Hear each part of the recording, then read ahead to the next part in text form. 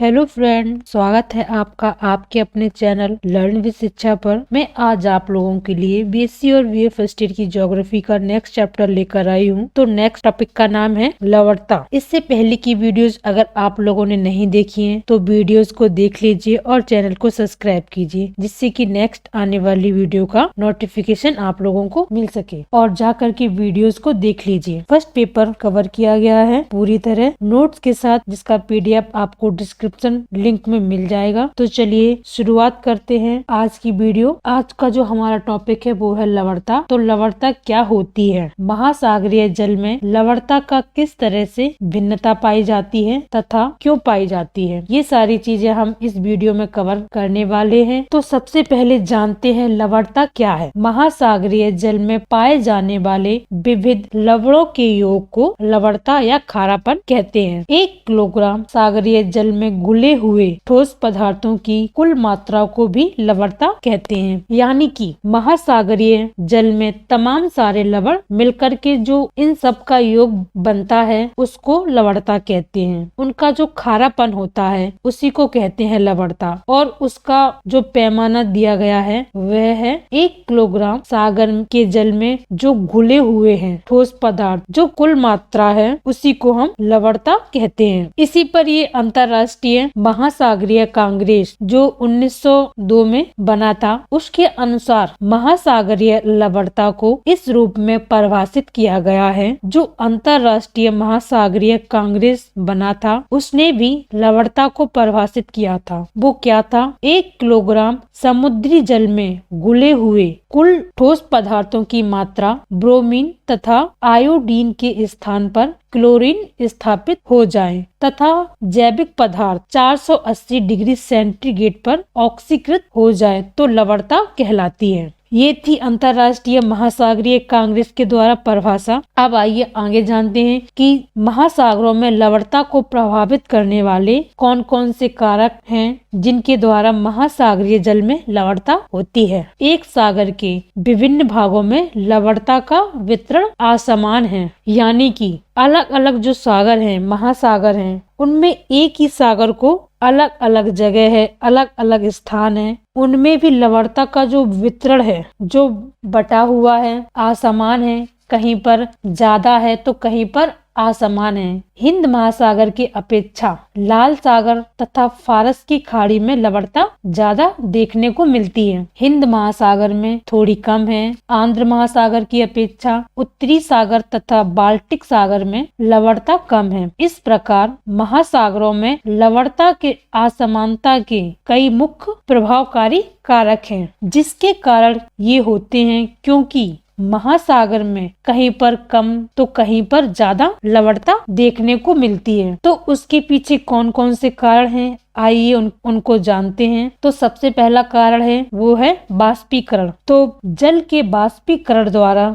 जल बाष्प बनता है और जल बाष्प वायुमंडल में विलीन हो जाता है तो लवणता का अनुपात बढ़ जाता है और वाष्पीकरण जो है सूर्य ताप पर निर्भर करता है। अब इसको समझ लेते हैं। यानी कि सूर्य का टेम्परेचर ज्यादा होता है और पानी बाष्प बन करके भाप बन करके ऊपर उड़ जाती है। उसमें जो लवणता रहती है वो तो नीचे ही रह जाती है पानी में, और पानी जो है वो ऊपर उड़ जाता है बाष्प के रूप में। लवणता उस जगह पर ज्यादा हो जाती है तो वहां पर जहाँ सूर्यताप ज्यादा होता है। भूमध्य रेखा के क्षेत्रों में जहाँ पर सूर्यताप ज्यादा है वहाँ की लवणता ज्यादा होती है। पानी बाष्प के रूप में उड़ जाता है, उसकी जो लवणता है वो वहीं पर रह जाती है। आइए अब नेक्स्ट रीजन जानते हैं जिसके कारण भी लवणता का भाव बढ़ता है। तो वो है वर्षण।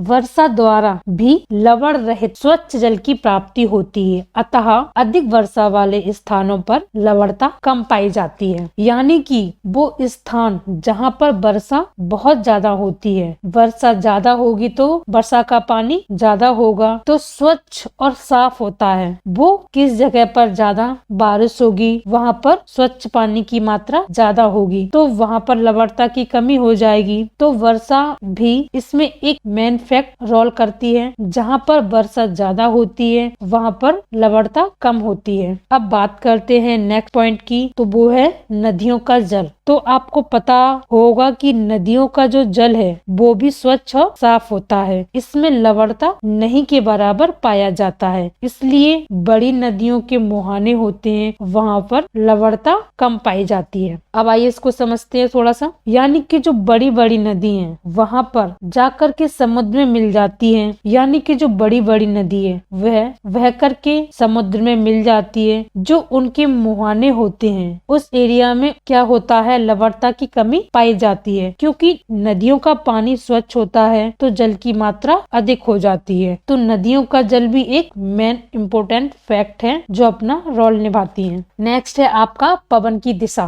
निरंतर एक ही दिशा में पवन चलने के कारण भी सागरों के लवणता पर प्रभाव पड़ता है। एक दिशा में पवन चलने के कारण सागर के सतह का जल भी उसी दिशा में बहकर ले जाया जाता है। यानी कि जब एक दिशा में पवन चलती है तो सागरों का जो जल है वह उसी दिशा में बह जाता है। साल्टनेस वहीं पर छूट जाती है तो लवणता उस स्थान पर ज्यादा हो जाती है। जिस दिशा में पवन बहती है पानी भी उसी दिशा में बह जाता है। तो ये भी एक इम्पोर्टेंट फैक्ट है। अब आइए देखते हैं अपना 5वां पॉइंट, सागरीय जल की गति। सागरों में जल की गति के कारण भी लवणता प्रभावित होती है। गति अपवाह को जन्म देती है और अपवाह द्वारा जल एक स्थान से दूसरे स्थान पर ले जाया जाता है। यानी कि जब सागरों की जो धारा है या स्पीड बहुत ज्यादा हो जाए तो जो लवणता है वो जल है उन दोनों में एक साथ गति नहीं हो पाती है। उनके कारण से भी लवणता एक स्थान पर रह जाती है और जल किसी दूसरे स्थान पर रह जाता है तो लवणता उस क्षेत्र में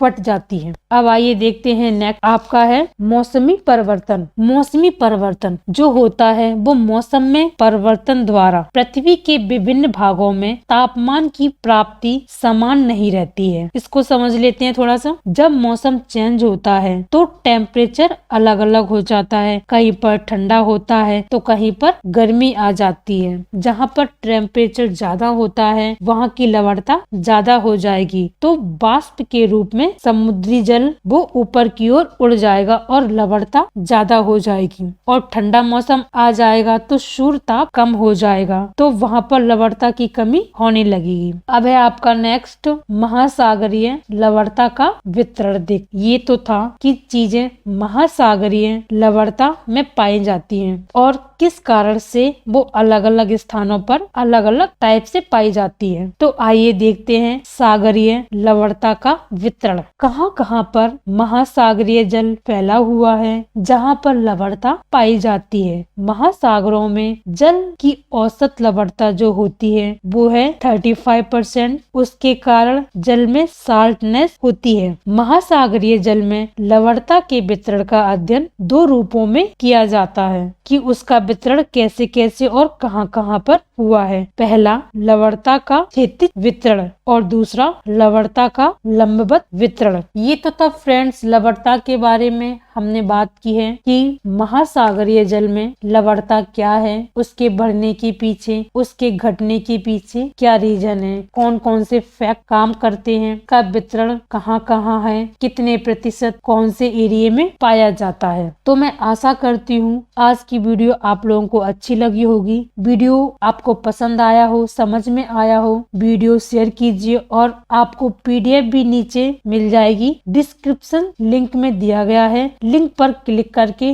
PDF डाउनलोड कर सकते हैं। तो मिलते हैं आपसे अपने अगले वीडियो में, तब तक के लिए धन्यवाद। जय हिंद, जय भारत।